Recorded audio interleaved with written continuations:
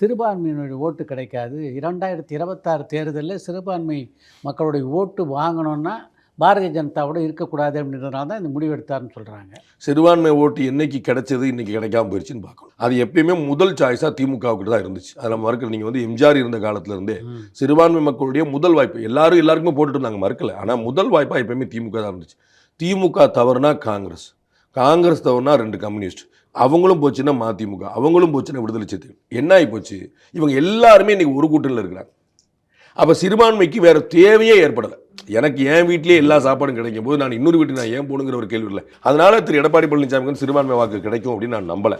அப்படியே ஒருவேளை சிறுபான்மை வாக்குகள் வந்து திமுக கூட்டணிக்கு வேண்டான்னு முடிவு பண்ணா அவங்களுக்கு 2வது வாய்ப்பாக விஜய் வந்துடுறார். அப்போ திமுக கூட்டணிக்கு போனது போக, விஜய்க்கு போனது போக மிச்சம் மீது தான் இங்கே வந்து நிற்கும். எஸ்டிபிஐயோட கூட்டணி வச்சிருந்தார் 2024 வச்சிருந்தார்ல திரு எடப்பாடி, எவ்வளோ ஓட்டு வந்துச்சுன்னு தெரியணும்ல.